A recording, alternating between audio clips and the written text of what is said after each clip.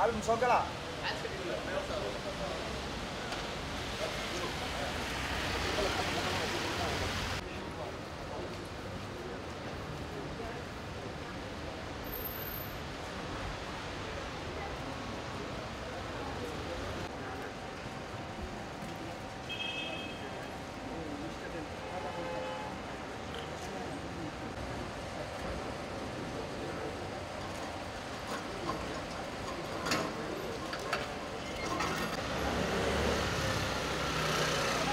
Söyle yani.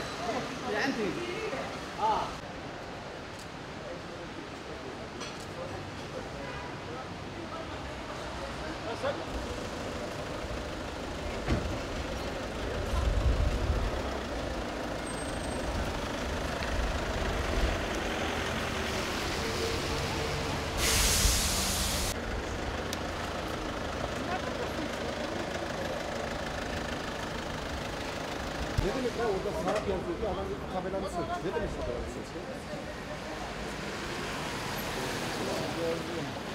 Burada taksici esnafıyım. Yıllardır biz burada taksicilik yapıyoruz. Artı bu Somali kardeşlerimizle birlikte beraber çalışıyoruz. Onları evlerine götürüyoruz, işlerini götürüyoruz, servis paketlerini götürüyoruz. Yani şu ana kadar beraber çalıştık. Hiçbir zararlarını görmedik, hiç en ufak bir taşkınlıklarını görmedik. Gayet ılımlı, ülkemizde ılımlı bir vatandaşlar. Bunlardan biz hiçbir sıkıntı görmedik ama bizim emniyet güçleri buraya sürekli geliyorlar. Bu arkadaşlarımızın kimlik kontrollerini yapıyorlar. Olduğu gibi bir de restoranlarından yemek yiyenlerini filan toplayıp götürüyorlar emniyete. Artı orada 3 saat, 5 saat bekletip geri bırakıyorlar. Tabii ki bunlar da bu konuda çok mağdurlar. Biz bir de tabelalarını söküyorlar bunların. İlla ki tabelalarınızı değiştirin. Yani bunu anlayamadık. Niye oluyor? Yani niye bu şekilde baskı yapılıyor? Biz bunu anlayamadık. Bilmiyorum yani bunu niye yaptıklarını emniyetin. Kimse bize bir açıklama getirmiyor. Bir şeyler söylemiyorlar. Bu vatandaşlar zor durumda. Bu Somalili kardeşlerimiz. Buraya gelmişler bayağı bir masraf yaptılar. Yatırım yaptılar. Restoran açtılar. İlla ki ülkelerinden gelmiş burada kimisi hasta, kimisi öğrenci burada. Bunlar da mecbur burada bir restoran açıp bunlara hizmet etmek. Ama bizim ülkemizdeki bu emniyetten niye böyle bir şey oluyor anlayamadık. Burada Somali arkadaşların dükkanları var hemen yan tarafımızda. Bunu polis geliyor, şeyini söküyor, levhasını. Bu levhalara polis karışamaz ki tabelaya. Bunun zabıtanın gelmesi gerekiyor. 2 gün önce geldiler, adamların dükkanı faaliyetteyken dükkanını boşalttılar. Bütün esnafları çıkarttılar, dükkanı kapattılar. Adamın milyonlarca eti, sütü, yemeği var. Hepsi içeride kaldı. İçeri bile kimseyi sokmadılar. Adamlar etini, sütünü bir hala alsın gitsin, onu da yapamadılar. Bunun bir anlamı var mı yani? Niye yapıyorsunuz? Dedikleri zaman yukarıdan emir geliyor bize. Polisler diyor ki buraya gelenler bize yukarıdan geliyor. Yukarıdan kim söylüyor size? Büyük bir ihtimal tenlerinden dolayı ayrımcılık yapılıyor burada. Başka bir şey değil. Valla biz yıllardır tanıyoruz. Hiçbir kimsenin zararını da görmedik, faydasını gördük. Yani böyle bir insanların sırf teninden dolayı ırkçılık yapılıyorsa en büyük ırkçı bizim ülkemiz olsa. Bizim ülkemizde ırkçılık var demektir. Hani yok diyorlar ya, var. Sen gelip adamın ekmek teknesini niye kapatıyorsun? Adam okuyor, buraya gelmiş, bunu devlet zamanında almış mı? Almış. Buna devlet izin vermiş mi abicim? Vermiş. Şimdi ne oldu da devlet buna karşı geliyor? Bu devlet bunlardan vergi alıyor. Bunlardan kazanç sağlıyor. Bu adamlarla daha niye uğraşılıyor ben anlamadım. Sadece renginden dolayı diye düşünüyorum ben. Irkçılık yapıldığını düşünüyorum. Ve bu arkadaşlardan da biz memnunuz, buradaki Kızılay esnafı olarak herkes memnun. Sadece devletin belli kademeleri memnun değil demek ki. Yani bize 2 gündür polis dükkanda gelip baskın yapıyor. GBT kontrolü yapıyor. Müşterileri şu anda sürekli gelen müşteriler artık 2 gündür dükkan bomboş.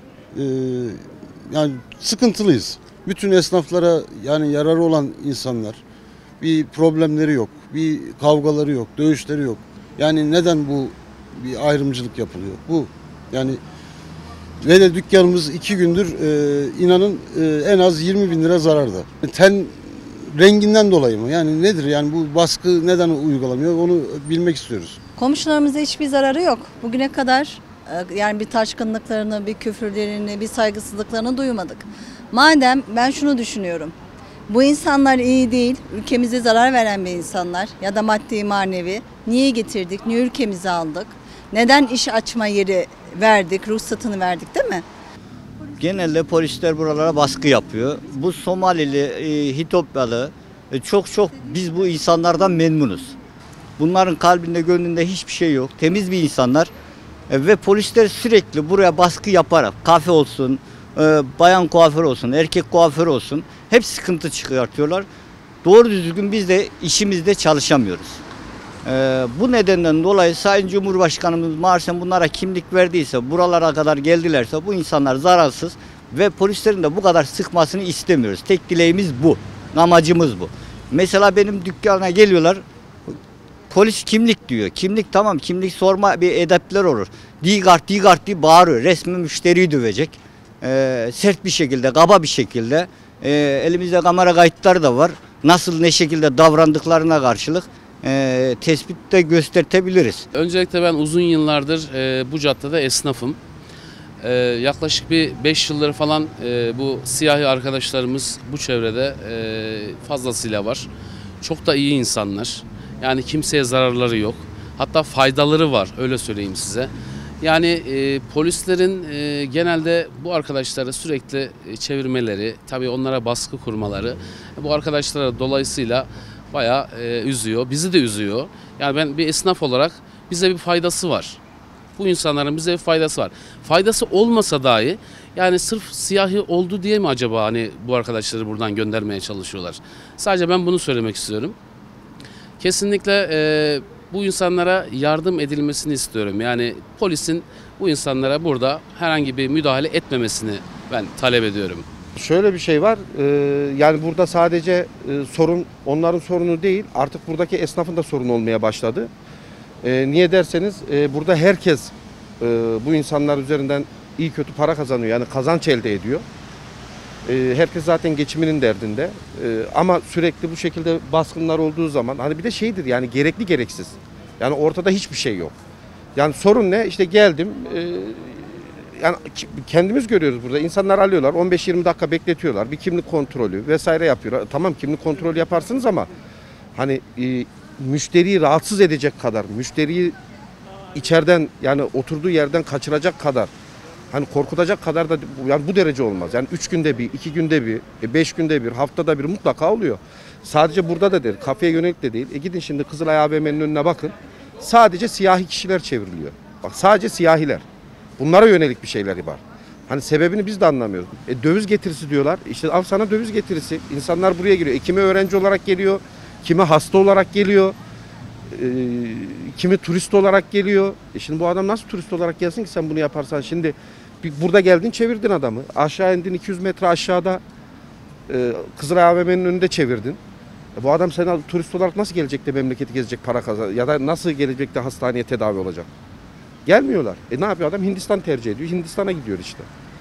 Yani bu hepimizin sorunu. Biz de rahatsızız bunu. Tabelalarını söktürdüler bakın. İşte orada görsün kamera. Tabelalarını söktürdüler. Neymiş? İsmi Somaliceymiş. İngilizce var. Fransızca tabelası olan insanlar var. Almanca tabelası olan insanlar var. Ya tabelayı söktürmek ne demek ya?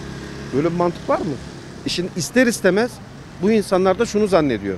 Bize ayrımcılık yapıyor zannediyor. Yani buradan bu çıkıyor. Yani ırkçılık çıkıyor. Öyle zannediyorlar çünkü. Hani polislere soruyor, biz de soruyoruz bazen polislere, diyoruz ki hani sorun ne, problem ne? Hani bak biz de burada ticaret yapamıyoruz, iş yapamıyoruz.